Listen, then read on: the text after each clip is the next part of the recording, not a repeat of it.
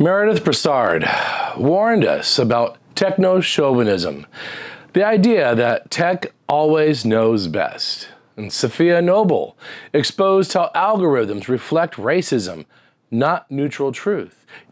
Yin and Sun and Rebecca Sharla gave us the vocab to talk about how platforms shape our behavior, even when we don't realize it.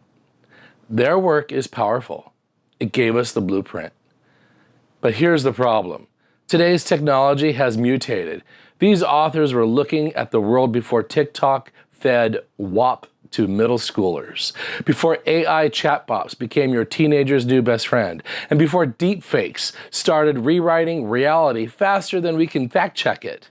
So in this video, we're going beyond the Zobel syllabus, because if we only talk about the old harms, we miss the new ones that are slipping under the radar while we're still arguing about Facebook. Let's talk about where tech is right now and how it's creating new forms of digital harm, performance, and manipulation that the old frameworks didn't see coming. My name is Rictor, and this is Module 10 activity, Sharing AB Knowledge, but more accessible for the public, for CSC 640, Social Media and Identity. Let's start with AI companions, a virtual friend. But suddenly, your teenager is trauma dumping to a digital therapist that was trained on Reddit threads and fan fiction. These bots aren't therapists, they're feedback loops designed to keep users engaged, not healed. Broussard warned us about the frictionless design masking harm, and this is Exhibit A. Biggest potential concern with AI chatbots and kids is we don't know what the long-term impact could be of a child attaching to a chatbot the way they attach to a human. So we have to remember these chatbots are designed to sound and feel like you're engaging with a human, and that's only going to increase going forward. They can validate a child's everyday needs, they can ask questions, they can be a creative partner, but in many ways it could seem like your imaginary friend. Or take deepfakes. We're no longer just dealing with disinformation. We're dealing with disembodied identity theft. Politicians are being cloned. Celebrities are being AI hijacked. And average people, they're one fake video away from total character assassination. Noble wrote about algorithmic violence. Even she couldn't predict how far this tech would go in reanimating oppression. In my last video, I mentioned TikTok, the same platform that lets you watch a cooking video followed by a thirst trap, followed by a political conspiracy, all in the same 60 seconds. Content moderation, non-existent. Cultural exploitation, rampant. Chinese kids getting math videos and our kids getting Cardi B's WAP. Sun talks about affordances, but what happens when those affordances are culturally weaponized?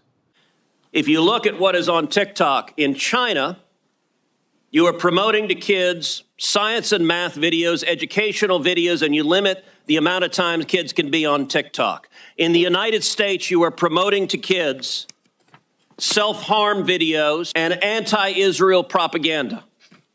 Why is there such a dramatic difference? We're not just dealing with bad design anymore. We're dealing with strategic digital negligence. Tech bros aren't building bridges.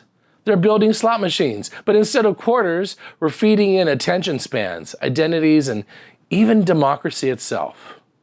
Now, this isn't Bigfoot, Facebook, tinfoil hat territory.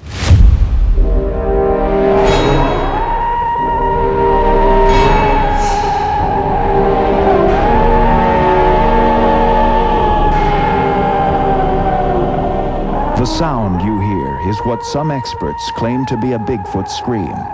Frances Hogan literally handed us the receipts, showing Facebook knew it was radicalizing users and shrugged. Why? Because outrage is profitable. Sharla called this value affordances. What does the platform prioritize, and who gets crushed under that priority? Tech is going to keep punishing the vulnerable.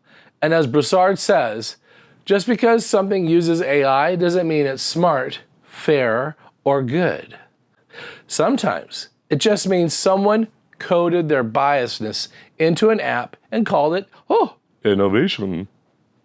And as we come to the end of this class, I personally don't see a positive future when it comes to digital exploitation.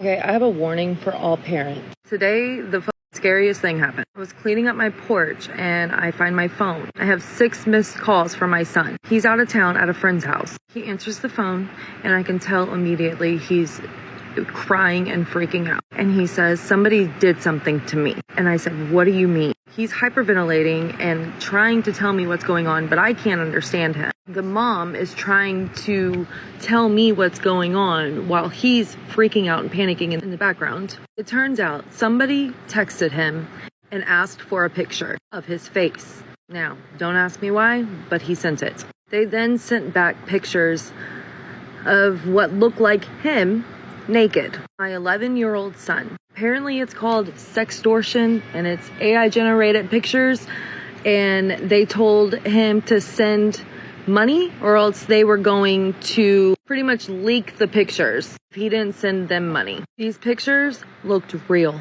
My son panicked. The tech bros are harvesting. It's the new Wild West, and there seems to be no sheriff in town. But what are they harvesting? They're harvesting our attention, our data, our emotions, our identities, our kids. They're scraping our trauma for training data, our scrolling habits for profit, our silence for consent. When Frances Hogan came out against Facebook, Facebook rebranded itself into Meta and tried to silence the news dump.